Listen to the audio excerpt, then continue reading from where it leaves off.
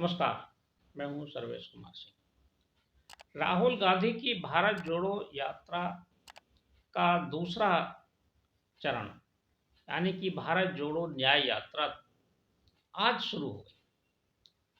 यात्रा मणिपुर से शुरू हुई है। भारी सर्दी के बीच, मौसम खराबी के बीच भी राहुल गांधी काफी देर से यात्रा स्थल पर पहुंचे, लेकिन वहां भीड़ मौजूद थी और यात्रा सफलतापूर्वक शुरू हुई। यात्रा की शुरुआत में ही कांग्रेस ने अपनी अगली यात्रा की रणनीति और यात्रा की दिशा तय कर दी। यात्रा का शुभारंभ कांग्रेस के राष्ट्रीय अध्यक्ष और इंडिया गठबंधन के भी अध्यक्ष मल्लिकार्जुन खड़गे ने राहुल गांधी को राष्ट्रीय ध्वज सौंपकर किया। इसके बाद भाषण देते हुए, सभा को संबोधित करते हुए मल्लिकार्जुन खड़गे ने सीधा प्रहार प्रधानमंत्री नरेंद्र मोदी पर किया। उन्होंने नरेंद्र मोदी की आलोचना की। उनके पास समय नहीं है, उनके पास मणिपुर आने का समय नहीं है, अपने सीएम से बात करने का समय नहीं है।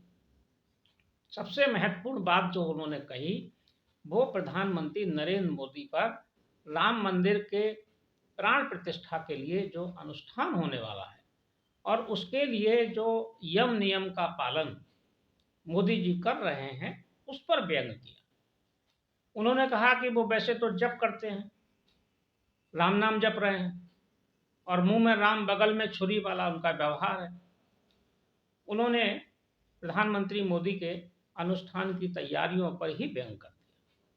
यानी कि एक तरह से कांग्रेस अपने इस महत्वाकांक्षी आयोजन के मौके पर भी भगवान राम और अयोध्या में निर्मित भव्य दिव्य मंदिर की प्राण प्रतिष्ठा समारोह पर भी व्यंग करने से नहीं चूके।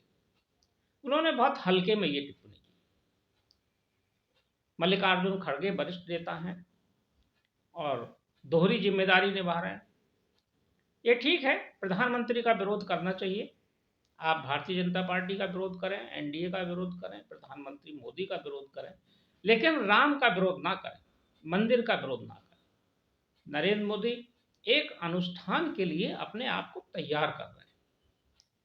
उस अनुष्ठान में जाने से पहले जो आचार विचार और नियम का पालन करना होता है, हिंदू शास्त्रों के अनुसार, विधि विधान के अनुसार, वो उसका पालन कर रहे हैं।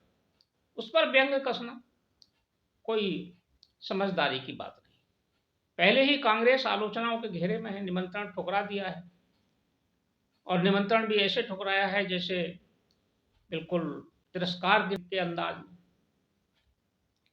तो कांग्रेस अपनी दिशा तय कर चुकी है। कांग्रेस को लगता है कि वो इतनी ज्यादा धर्मनिरपेक्ष, अति धर्मनिरपेक्षता का लवादा ओढ़कर वो पूरे देश के अल्पसंख्यकों के वोट से एक बार फिर केंद्र की सत्ता में लौट आना चाहती है।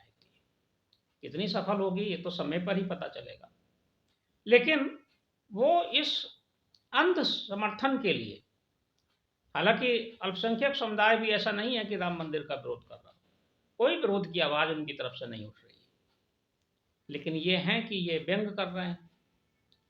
राहुल गांधी ने भी जो भाषण दिया, उन्होंने भी अपने पूरे भाषण में प्रधानमंत्री मोदी को पर कटाक्ष किए और मणिपुर की बात की। उन्होंने मणिपुर की घटनाओं की चर्चा की। स्वाभाविक है, मणिपुर से अगर यात्रा शुरू हुई है तो मणिपुर की बात होगी ही, करनी भी चाहिए।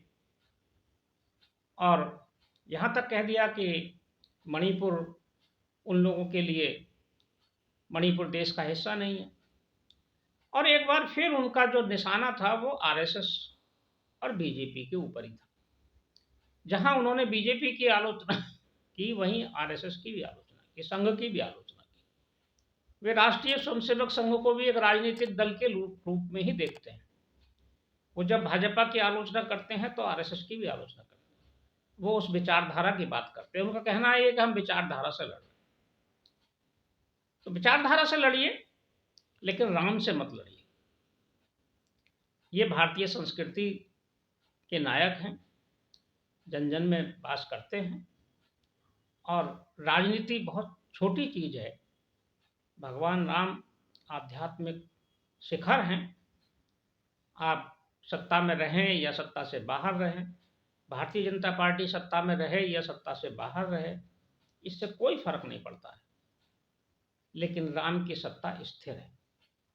उस सत्ता से टकराने का या उस सत्ता की आलोचना करने का दुस्साहस करना भारी पड़ेगा कांग्रेस को। अब यात्रा आगे बढ़ रही है, देखते हैं कि क्या यात्रा के जो आगे के भाषण होंगे, क्या उसमें भी उनका निशाना राम मंदिर ही रहेगा। निशाना भारतीय जनता पार्टी रहे, किसी को आपत्ति नहीं।